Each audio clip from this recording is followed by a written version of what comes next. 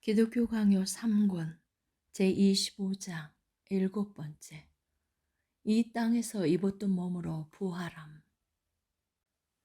이와 다를 바 없이 영혼이 지금 옷 입고 있는 몸을 받아들이지 않고 새롭고 다른 몸을 갖추게 될 것이라고 상상하는 기상천외한 오류가 있다.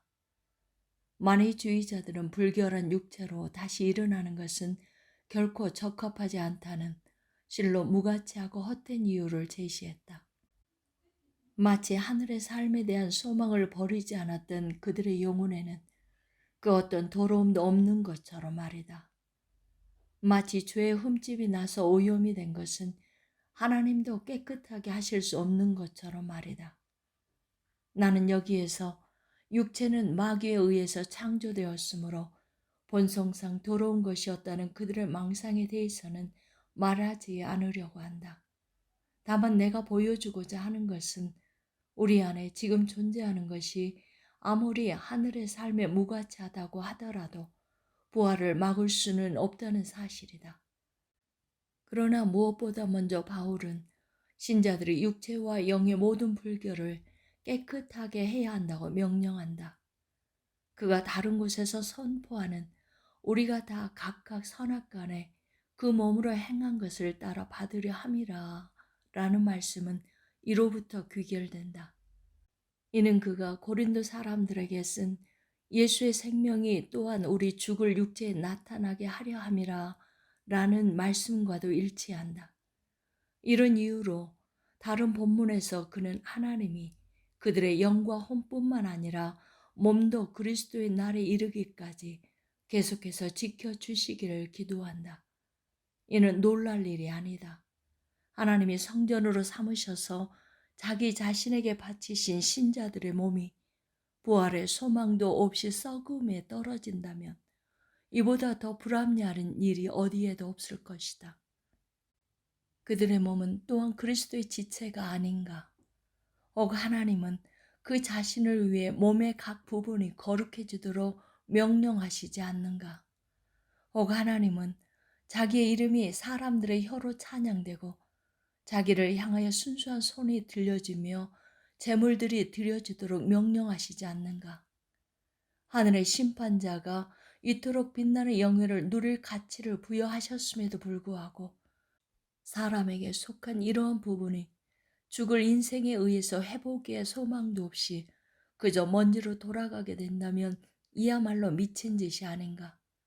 마찬가지로 바울이 영혼과 몸이 모두 하나님께 속하므로 영혼 못지않게 몸으로도 우리는 우리 자신을 주님께 돌려드려야 한다고 권고할 때 그는 자기가 하나님께 거룩하다고 확정한 것이 심판을 받아 영원한 썩음에 이르는 것을 허락하고 있지 않음이 분명하지 않은가.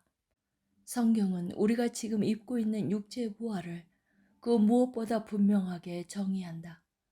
바울은 다음과 같이 전한다.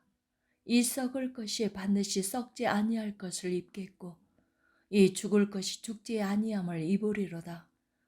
만약 하나님이 새로운 몸을 형성하신다면 이러한 특성의 변화가 어디에 있을 수 있겠는가? 만약 우리가 갱신되어야 한다고 성경이 말했다면 그 모호한 표현으로 인하여 트집을 잡을 기회를 그들에게 주었을 것이다. 그런데 사도는 우리를 둘러싸고 있는 몸을 가리키면서 그것이 썩지 않음을 약속함으로써 새로운 몸이 만들어진다는 것을 충분히 드러내서 부인한다. 테르툴리아누스는 진정 만약 그가 손에 자기의 피부를 지니고 있지 않았더라면 이렇듯 더 한층 분명한 말을 할 수 없었을 것이다 라고 말한다. 그들은 어떤 트집을 잡더라도 바울이 다른 곳에서 그리스도가 세상의 심판자가 되실 것이라고 전하면서 나 여호와가 이르노라 내가 나의 삶으로 맹세하노니 내게 모든 무릎이 꿇겠고 라는 이사야의 증언을 언급하는 것을 피해갈 수 없을 것이다. 여기에서 사도는 자기의 말씀을 받을 사람들에게 그들이 자기들의 삶에 대해서 드러내서 설명하도록 요구를 받을 때가 올 것이라고 선포한다. 만약 새로운 몸이 심판자 앞에 서게 된다면 이는 이치가 맞지 않을 것이다. 나아가 땅의 티끌 가운데에서 자는 자 중에서 많은 사람이 깨어나 영생을 받는 자도 있겠고 수치를 당하여 영원히 부끄러움을 당할 자도 있을 것이며 라는 다니엘의 말씀은 결코 우리를 당황하게 하지 않는다. 왜냐하면 하나님은 사람들을 녹여서 만들려고 네 가지 원소들로부터 새로운 물질을 불러내시는 것이 아니라 죽은 사람들을 그들의 무덤들로부터 불러내시기 때문이다. 그리고 이는 분명히 드러나는 이유를 말해준다. 사람의 타락에 기원을 둔 죽음이 우발적이라고 한다면 그리스도가 도입하신 회복은 인생이 존재하기 시작했을 때 가졌던 그 동일한 몸에 속한다.